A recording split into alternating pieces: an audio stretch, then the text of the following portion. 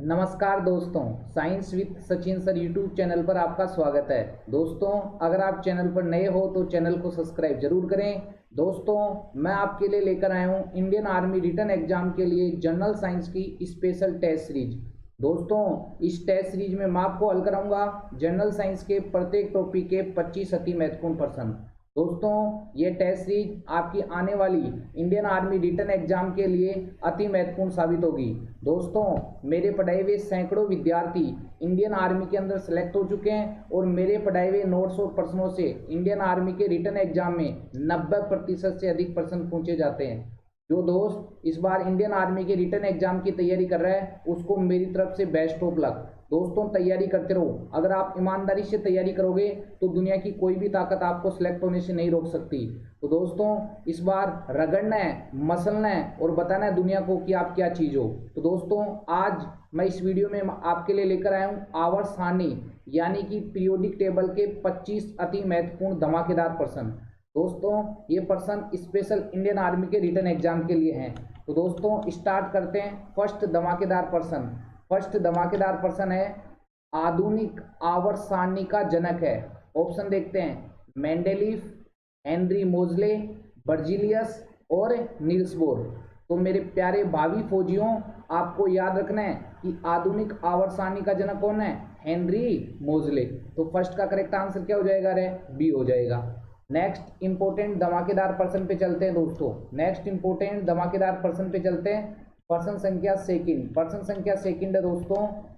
अभी तक कुल ज्ञात तत्व हैं। ऑप्शन देखते हैं, 112, 118, 102 और 98। तो आपको याद रखना है कि अभी तक कुल ज्ञात तत्वों की संख्या कितनी है? 118। तो सेकंड का करेक्ट आंसर क्या हो जाएगा रे? बी हो जाएगा। नेक्स्ट इंपोर्टेंट प्रश्न पे चलते हैं मेरे प्यारे भावी फौजियों। प्रश्न संख्या थर्ड है दोस्तों। आधुनिक आवर्त सारणी आधारित है। ऑप्शन देखते हैं, अणुभार पर, परमाणु भार पर, परमाणु क्रमांक पर और न्यूट्रॉन पर। तो मेरे प्यारे भावी फौजियों, आपको याद रखना है कि आधुनिक आवर्त सारणी किस पर आधारित है? परमाणु क्रमांक के बढ़ते क्रम के आधार पर व्यवस्थित की गई है। ठीक है, तो ये काफी इंपोर्टेंट प्रश्न है दोस्तों।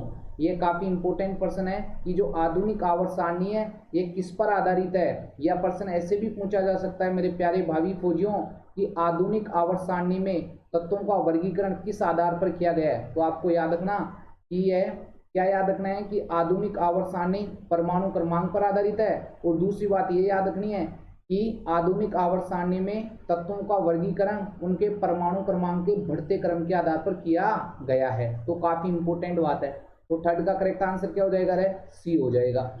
लो जी, नेक्स्ट इंपोर्टेंट प्रश्न पे चलते हैं। प्रश्न संख्या 4 है दोस्तों। प्रश्न संख्या 4 है, वह तत्व जिसका परमाणु क्रमांक व परमाणु भार समान होता है। ऑप्शन देखते हैं, कार्बन, बेरिलियम, लिथियम और हाइड्रोजन। तो वह तत्व जिसका परमाणु क्रमांक व परमाणु भार समान होता है। आवर्त सारणी के अंदर दोस्तों एक बात याद रखनी है कि आवर्त सारणी के अंदर एकमात्र ऐसा तत्व है जिसका परमाणु क्रमांक व परमाणु भार समान होता है। वो कौन सा होता है? हाइड्रोजन। ठीक है, इसका परमाणु क्रमांक भी एक होता है और इसका परमाणु भार भी क्या होता है? एक होता है। तो करेक्ट आंसर क्या जाएगा रे? हाइड्रोजन आ जाएगा। लो जी, 4 का करेक्ट आंसर क्या हो जाएगा रे? डी हो जाएगा। नेक्स्ट इंपोर्टेंट प्रश्न पे चलते हैं मेरे प्यारे भाई फौजियों। हाँ जी दोस्तों, इन प्रश्नों के बाद कुछ भी नहीं जाएगा, आप ईमानदारी से मेहनत करते रहिए। आधुनिक आवर्त सारणी में आवर्तों की कुल संख्या है। ऑप्शन देखते हैं, 9, 16, 5 और 7। तो दोस्तों आपको याद रखना है कि आधुनिक आवर्त सारणी में कुल आवर्त की संख्या कितनी है? 7 है। ठीक है, तो ये याद रखना है कि आधुनिक आवर्त सारणी में कुल आवर्तों की संख्या कितनी है? 7 है। तो 5 का करेक्ट आंसर क्या हो जाएगा रे? डी हो जाएगा। नेक्स्ट इंपोर्टेंट प्रश्न पे चलते हैं। प्रश्न संख्या 6 है। काफी इंपोर्टेंट प्रश्न है ये भी। प्रश्न संख्या 6 है, आधुनिक आवर्त सारणी में वर्गों की कुल संख्या है। ऑप्शन देखते हैं, 7, 18, 16 और 9। तो दोस्तों आपको याद रखना है कि आधुनिक आवर्त सारणी मॉडर्न पीरियोडिक टेबल के अंदर कुल वर्ग कितने हैं? 18 हैं। ठीक है, तो ये काफी इंपोर्टेंट प्रश्न है। तो पर्सन संख्या 6 का करेक्ट आंसर क्या हो जाएगा रे? बी हो जाएगा। ठीक है, तो दोस्तों ये आपको याद रखना है कि आधुनिक आवर्त सारणी में कुल आवर्त कितने होते हैं? 7 और कुल वर्ग कितने होते हैं? 18। काफी इंपॉर्टेंट पर्सन है। नेक्स्ट इंपॉर्टेंट पर्सन पे चलते हैं मेरे प्यारे भावी फौजियों। हाँ जी, नेक्स्ट इंपॉर्टेंट पर्सन है, जो बच्चे चैनल पर नए हैं वह चैनल को सब्सक्राइब जरूर करें। और दोस्तों अगर आपको वीडियो अच्छा लगे तो वीडियो को ज़्यादा से ज़्यादा शेयर भी करें। दोस्तों सबका भला होना चाहिए। मेरा एक ही उद्देश्य है कि मेरे पढ़ाए हुए नोट्स और प्रश्नों से ज़्यादा विद्यार्थियों को बेनिफिट मिलना चाहिए। तो दोस्तों आप ज़्यादा से ज़्यादा वीडियो को शेयर करें और जो बच्चे चैनल पर नए हैं वह चैनल को सब्सक्राइब जरूर करें, जिससे आने वाली न्यू वीडियो के बारे में आपको नोटिफिकेशन प्राप्त हो सके। तो दोस्तों अब नेक्स्ट पर्सन रीड करते हैं। पर्सन संख्या 7, मेंडेलीव की आवर्त सारणी में तत्वों का वर्गीकरण का आधार है। ठीक है, तो ये मेंडेलीव है। ठीक है, मेंडेलीव की आवर्त सारणी में तत्वों के वर्गीकरण का आधार है। ऑप्शन देखते हैं, परमाणु द्रव्यमान, परमाणु घनत्व, परमाणु आयतन और परमाणु संख्या। तो दोस्तों आपको याद रखना है कि जो मेंडेलीव थे उन्होंने तत्वों का वर्गीकरण उनकी परमाणु द्रव्यमान या द्रव्यमान संख्या के आधार पर उन्होंने तत्वों का वर्गीकरण किया था। तो हम ये कह सकते हैं कि जो मेंडेलीव की आवर्त सारणी थी वो परमाणु द्रव्यमान पर आधारित थी, या हम ऐसे बोल सकते हैं कि मेंडेलीव ने तत्वों का वर्गीकरण उनके परमाणु द्रव्यमान के आधार पर किया था। ठीक है, तो 7 का करेक्ट आंसर क्या हो जाएगा रे? 7 का करेक्ट आंसर हो जाएगा ए। ठीक है दोस्तों, काफी इंपोर्टेंट पर्सन। अब देखिए दो कंफ्यूज वाले पर्सन आते हैं। एक तो आता है देखिए आवर्त सारणी का पिता। आवर्त सारणी का पिता कौन है? ठीक है, आवर्त सारणी का पिता आप किसको बोलोगे रहे?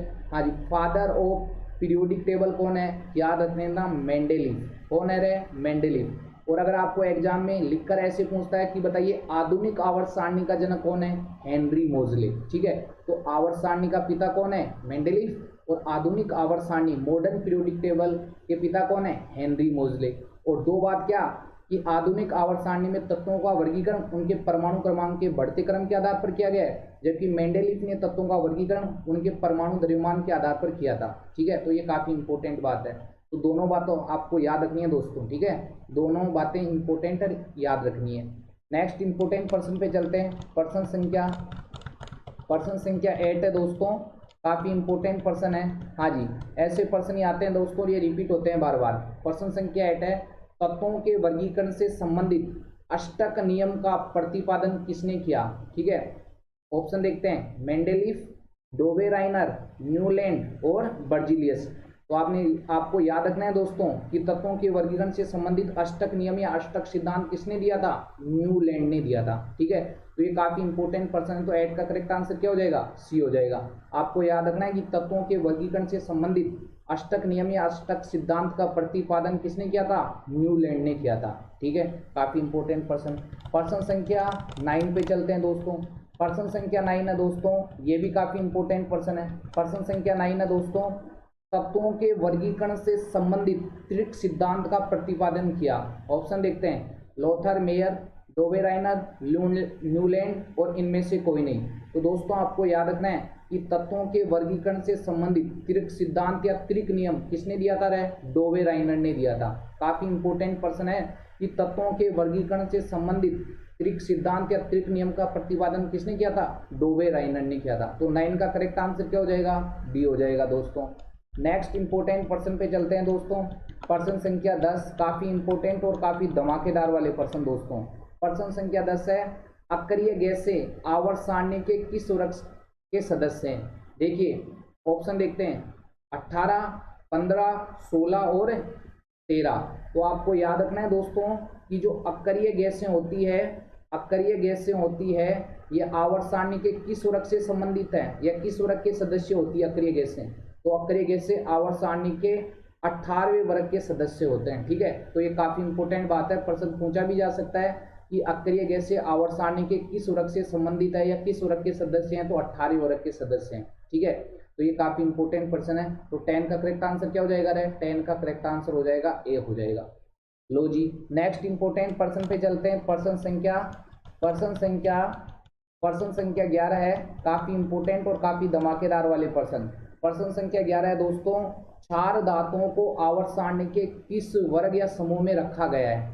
ठीक है, ऑप्शन देखते हैं, 1, 2, 13 और 14। तो मेरे प्यारे भावी फौजियों, काफी इंपोर्टेंट पर्सन है कि क्षार धातुओं को आवर्त सारणी के किस वर्ग में रखा गया है। तो याद रख लेना, मैं आपको पहले ही बता चुका कि आवर्त सारणी के अंदर कुल वर्गों की संख्या कितनी है, 18, और जो क्षार धातुएं होती है ये आवर्त सारणी के वर्ग संख्या फर्स्ट में आती है। ठीक है, तो आपको याद रखना है। तो 11 का करेक्ट आंसर क्या हो जाएगा? 11 का करेक्ट आंसर हो जाएगा ए। याद रख लेना कि जो क्षार धातु होती है ये आवर्त सारणी के किस वर्ग से संबंधित है? वर्ग संख्या फर्स्ट, वर्ग संख्या 1 से संबंधित है। अब देखिए काफी इंपोर्टेंट बात, देखिए, हाँ जी, ये तो पूरी दुनिया को पता है कि जो क्षार धातुएं होती है ये आवर्त सारणी के वर्ग संख्या 1 से संबंधित होती है। अब क्षार धातुएं कौन कौन सी होती है तो वो भी आपको याद रखनी है। कभी कभार आपके एग्जाम में पूछा जाता है कि बताओ निम्न में से कौन सी क्षार धातु है, तो मैं बता देता हूँ। देखिए, लिथियम, हाँ जी, लिथियम, सोडियम, पोटेशियम, रुबिडियम और सीजियम और फ्रांसियम। ठीक है, ये आपको याद रखना है। कौन कौन सी रहे? Lithium, sodium, potassium, rubidium, rubidium होगा, rubidium RB, caesium CS, francium francium FR. ठीक है, तो lithium, sodium, potassium, rubidium, caesium और फ्रांसियम, ये कौन सी धातु है? क्षार धातु है। काफी इंपोर्टेंट है, याद रख लेना। ठीक है, इसकी ट्रिक भी आती है, हलीना की रब से फरियाद है, लीना की रब से फरियाद। ठीक है, तो ये इंपॉर्टेंट बात है। तो क्षार धातुएं कौन कौन सी? Lithium, sodium, potassium, rubidium, caesium और फ्रांसियम, ये काफी इंपॉर्टेंट बात है। और क्षार धातु आवर्त सारणी के किस वर्ग से संबंधित है? वर्ग संख्या 1 से संबंधित है। लो जी, धमाकेदार वाला प्रश्न। अब चलते हैं नेक्स्ट प्रश्न पे। हाँ जी, देखिए प्रश्न संख्या 12, एक्टिनाइड व लैंथेनाइड श्रेणी के तत्व हैं। बताइए, जो एक्टिनाइड व लैंथेनाइड श्रेणी के तत्व कौन से हैं? हाँ जी, एफ ब्लॉक के हैं या पी ब्लॉक के हैं या डी ब्लॉक के हैं या एस ब्लॉक के हैं? तो आपको याद रखना है कि जो एक्टिनाइड व लैंथेनाइड श्रेणी है ये किस ब्लॉक के तत्व हैं? ये एफ ब्लॉक के तत्व हैं। ठीक है, जो एफ ब्लॉक है उसको 2 श्रेणियों के अंदर बांटा गया है। एफ ब्लॉक को 2 श्रेणियों के अंदर बांटा गया है, एक तो एक्टिनाइड श्रेणी और एक लैंथेनाइड श्रेणी। तो ये भी इंपॉर्टेंट पर्सन है। तो 12वीं का करेक्ट आंसर क्या हो जाएगा? ए हो जाएगा। ठीक है, लैंथेनाइड व एक्टिनाइड श्रेणी किस ब्लॉक से संबंधित है? एफ ब्लॉक से संबंधित है। लो जी, नेक्स्ट इंपोर्टेंट पर्सन पे चलते हैं। पर्सन संख्या 13, ये भी इंपोर्टेंट पर्सन है। पर्सन संख्या 13, हाँ जी, पर्सन संख्या 13 है, वर्ग संख्या 2 के तत्वों को क्या कहा जाता है? क्षार धातु, क्षार मृदा धातु, उत्कृष्ट गैसें और हैलोजन तत्व। तो मेरे प्यारे भावी फौजियों, आपको याद रखना है। देखिए, मैं पहले ही बता चुका कि वर्ग संख्या फर्स्ट के सदस्य को, वर्ग संख्या 1 के सदस्यों को क्षार धातु कहा जाता है। और आज याद रखना है कि वर्ग संख्या 2 के तत्वों को क्या कहा जाता है? क्षार मृदा धातु कहा जाता है। अरे क्या कहा जाता है? क्षार मृदा धातु कहा जाता है। तो 13वीं का करेक्ट आंसर क्या हो जाएगा? 13वीं का करेक्ट आंसर बी हो जाएगा। आपको याद रखना है कि वर्ग संख्या 2 के सदस्यों को क्षार मृदा धातु कहा जाता है। अब एग्जाम के अंदर ये भी पूछा जा सकता है आपको कि बताइए क्षार मृदा धातु कौन कौन सी है, तो उसके बारे में भी मैं आपको डिटेल से बताने वाला हूं कि क्षार मृदा धातु कौन कौन सी होती है। ठीक है, तो दोस्तों आपको क्या याद रखना है कि क्षार मृदा धातु कौन कौन सी होती है, मैं बता देता हूँ। देखिए, क्षार मृदा धातु कौन कौन सी होती है, याद रखना है भाई। बेरिलियम, मैग्नीशियम, कैल्शियम, ठीक है, स्ट्रोंशियम, बेरियम और रेडियम। कौन कौन सी रहे? Beryllium, magnesium, calcium, strontium, barium और रेडियम, ये सारी कौन सी है? क्षार मृदा धातु। दोबारा बता देता हूँ, कौन कौन सी? Beryllium, magnesium, calcium, strontium, barium और रेडियम। ठीक है, इसकी एक ट्रिक भी है, क्या? बेरिलियम, बेटा मांगे, बेटा मांगे, मांगे कार, बेटा मांगे कार सुंदर, ठीक है, और बापू राजी। अरे क्या है? बापू राजी। ठीक है, क्या बताई मैंने ट्रिक है? देखिए, बेटा मांगे कार सुंदर, बापू राजी, beryllium, magnesium, calcium, strontium, barium और रेडियम, ये सारी क्या है? क्षार मृदा धातु है। ठीक है, और जो वर्ग संख्या 18 है उसके अंदर जो भी तत्व आते हैं उसको उत्कृष्ट जैसे कहा जाता है। और इम्पोर्टेंट और धमाकेदार वाला पर्सन, जो आपको सारे भाई लोगों को याद रखना है क्या, कि जो वर्ग संख्या 17 है,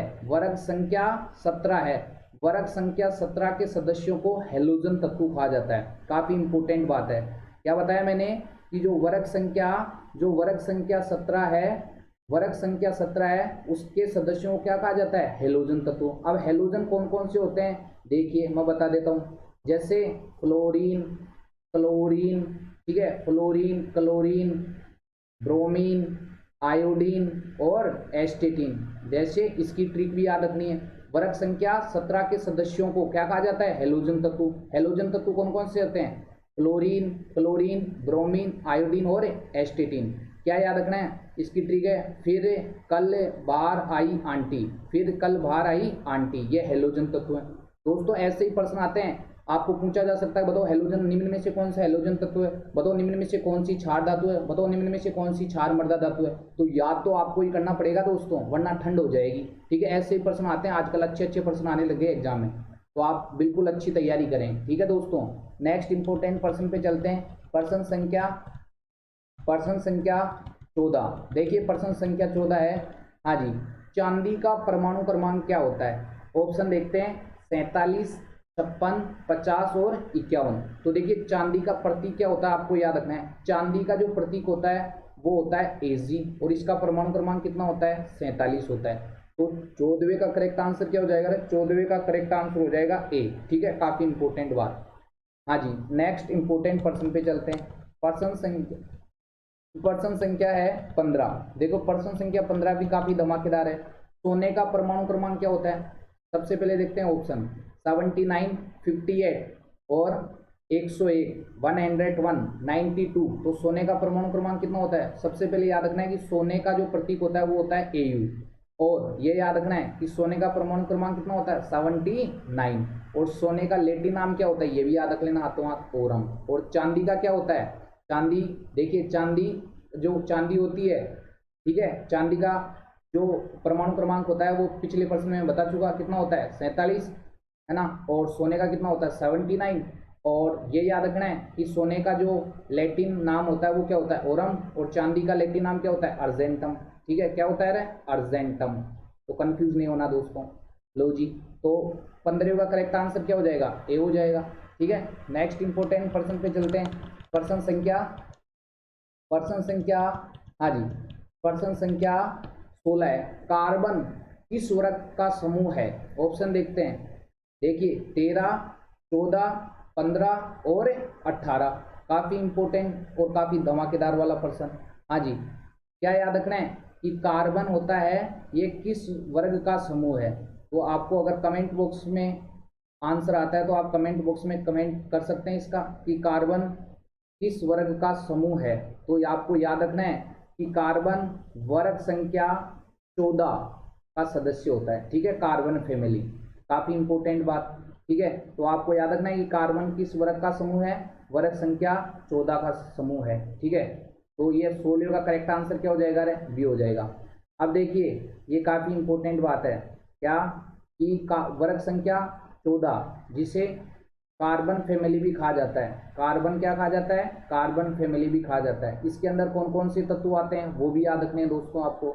देखिए एक आता है कार्बन, ठीक है, एक आता है सिलिकॉन, एक आता है जर्मेनियम, एक आता है टिन और एक आता है लेड, Pb। ठीक है, ये काफी इंपोर्टेंट बात है। और आपको याद रखना है, केवल ये याद रखना है, कौन कौन से, कार्बन, सिलिकॉन, जर्मेनियम, टिन और लेड, ये कार्बन फैमिली के सदस्य हैं। और कार्बन फैमिली आवर्त सारणी के किस वर्ग से संबंधित है, वर्ग संख्या 14 से। लो जी, धमाकेदार वाला सॉल्यूशन। ठीक है, नेक्स्ट इंपोर्टेंट पर्सन पे चलते हैं। पर्सन संख्या 17 है। देखिए काफी इंपोर्टेंट पर्सन संख्या 17 है। मेंडेलीव की आवर्त सारणी में कितने तत्व थे। ऑप्शन देखते हैं, 56, 63, 24 और 118। तो दोस्तों आपको याद रखना है कि मेंडेलीव की आवर्त सारणी में कुल कितने तत्व थे, 63 तत्व थे। काफी इंपोर्टेंट पर्सन। ठीक है, तो 17वें का करेक्ट आंसर क्या हो जाएगा, बी हो जाएगा। लो जी, नेक्स्ट इंपोर्टेंट और धमाकेदार पर्सन पे चलते हैं।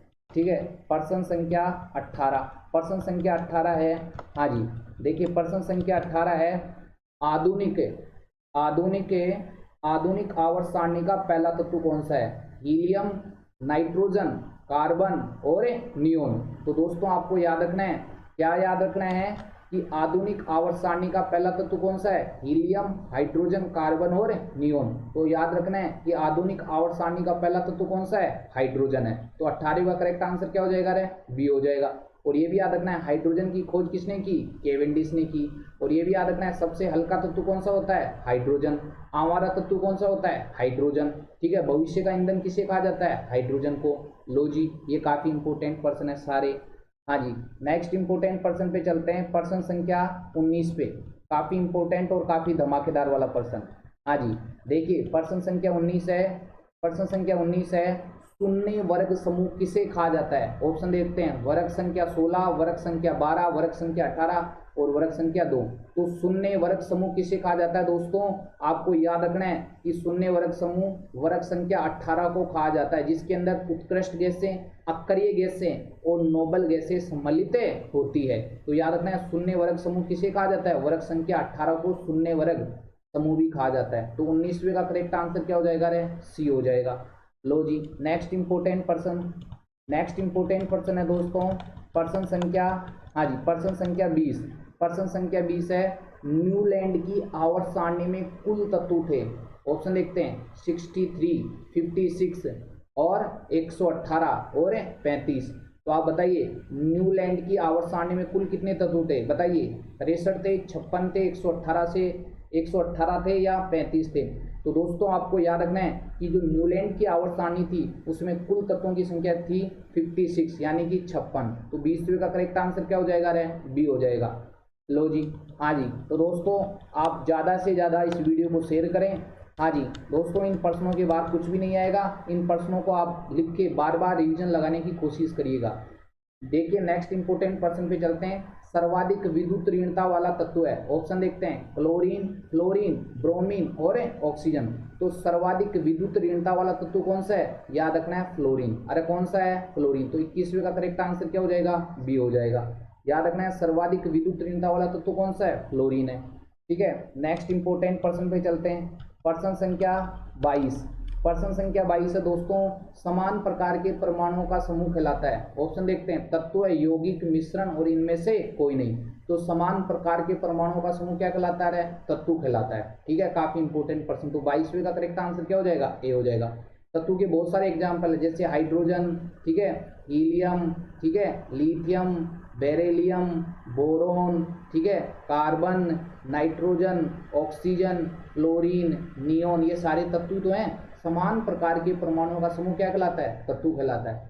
काफी इंपोर्टेंट पर्सन। चलते हैं नेक्स्ट पर्सन पे, पर्सन संख्या 23। ये भी धमाकेदार वाला पर्सन है। हाँ जी, सब पर्सन संख्या 23 है दोस्तों, पर्सन संख्या 23 है, सबसे भारी अक्रिय गैस है। ऑप्शन देखते हैं, हाइड्रोजन, हीलियम, रेडोन और आर्गन। तो सबसे भारी अक्रिय गैस कौन सी है? रेडोन। ठीक है, जिसका प्रतीक क्या होता है? Rn। ठीक है, ये काफी इंपोर्टेंट है। सबसे भारी अक्रिय गैस कौन सी है? रेडोन। और रेडोन का जो उपयोग होता है वो किस में होता है? कैंसर के उपचार में। अरे किसके उपचार में? कैंसर के उपचार में। ठीक है, रेडोन का उपयोग किस में होता है? कैंसर के उपचार में। और कैंसर में भी कौन सा कैंसर? त्वचा कैंसर। ठीक है, स्किन कैंसर, त्वचा कैंसर में उपयोग होता है रेडोन का। ठीक है, ये काफी इंपोर्टेंट बात है। तो सबसे भारी अक्रिय गैस कौन सी होती है? रेडोन। और सबसे हल्की अक्रिय गैस कौन सी होती है? हीलियम। और सबसे हल्की गैस कौन सी होती है? हाइड्रोजन। दोस्तों मैं दोबारा से बता देता हूँ, सबसे हल्की गैस हाइड्रोजन, सबसे हल्की अक्रिय गैस हीलियम और सबसे भारी अक्रिय गैस रेडोन। तो ये कुछ इंपोर्टेंट पर्सन है। लैंग्वेज का फर्क होता है, कईयों को आता भी है फिर भी वो गलत करके आ जाते हैं, तो ऐसी प्रजातियों की ठंड हो जाती है। आपने बहुत अच्छी तैयारी कर रखी है, तो आपसे एक हम्बल रिक्वेस्ट है कि जब आप पेपर देने जाओ तो हड़बड़ाने की जरूरत नहीं है, आराम से पर्सन को पढ़ो। एक बार समझ में नहीं आता तो 2 बार पढ़ो। ठीक है, तो पर्सन सही होने के पूरे चांस रहते हैं। कई क्या होते हैं कि एग्जाम में आता भी है लेकिन जल्दीबाजी से पर्सन गलत करके आ जाते हैं और ऐसी प्रजातियों के ठंड हो जाती है। तो ठंड से बचने का उपाय एक ही है कि पर्सन को ध्यान से पढ़ो, शांति से पढ़ो। ठीक है, लो जी नेक्स्ट पर्सन पे चलते हैं। पर्सन संख्या 24 है, क्या है?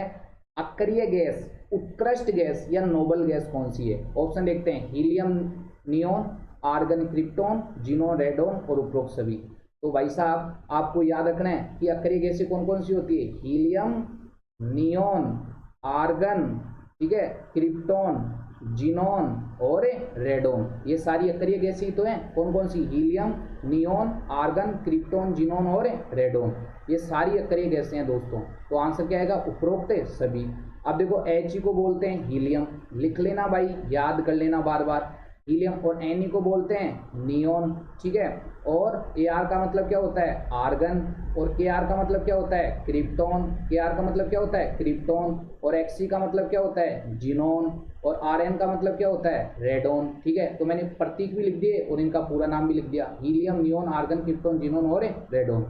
हाँ जी, अब इसकी ट्रिक बता देता हूँ आपको। देखिए ट्रिक क्या है? हे नेताओं, हे नेताओं और कर्मचारी, कर्मचारी, ठीक है, जीते रहो। हे नेताओं और कर्मचारी जीते रहो। अब आप इसकी खुद भी ट्रिक बना सकते हो अपने दिमाग से, कुछ भी उल्टा सुल्टा, लेकिन याद होना जरूरी है आपको, ठीक है, कि अक्रिय गैस ये होती है। मेरी ये ट्रिक है, हे नेताओं और कर्मचारी जीते रहो। आप अपनी इच्छा के अनुसार कोई भी आपको जैसे सूटेबल रहता है याद करने में, वैसी एक ट्रिक बना सकते हैं दोस्तों, ठीक है। तो 24वें का करेक्ट आंसर क्या हो जाएगा? रे डी हो जाएगा। नेक्स्ट इंपोर्टेंट और लास्ट धमाकेदार वाला प्रश्न। हाँ जी, लास्ट धमाकेदार वाला प्रश्न है, कैडमियम, कैडमियम का रासायनिक प्रतीक है। देखिए Cr, Ca, Cd और K। तो आपको याद रखना है कि कैडमियम का रासायनिक प्रतीक क्या होता है? Cd, ठीक है। तो 25वें का करेक्ट आंसर क्या हो जाएगा? रे सी हो जाएगा। तो दोस्तों आज मैंने इस वीडियो में आपको हल कराए आवर्त सारणी यानी कि पीरियोडिक टेबल के 25 अति महत्वपूर्ण प्रश्न। दोस्तों ये प्रश्न आपको कैसे लगे ये आप मेरे को कमेंट बॉक्स में कमेंट करके जरूर बताएं। और दोस्तों आपके 25 में से कितने प्रश्न सही हुए ये भी आप मेरे को कमेंट बॉक्स में कमेंट करके जरूर बताएं। और दोस्तों अगर आपको वीडियो अच्छा लगे तो वीडियो को ज़्यादा से ज़्यादा फैलाएं। और दोस्तों मिलते हैं नेक्स्ट वीडियो में, तब तक के लिए जय हिंद, जय भारत।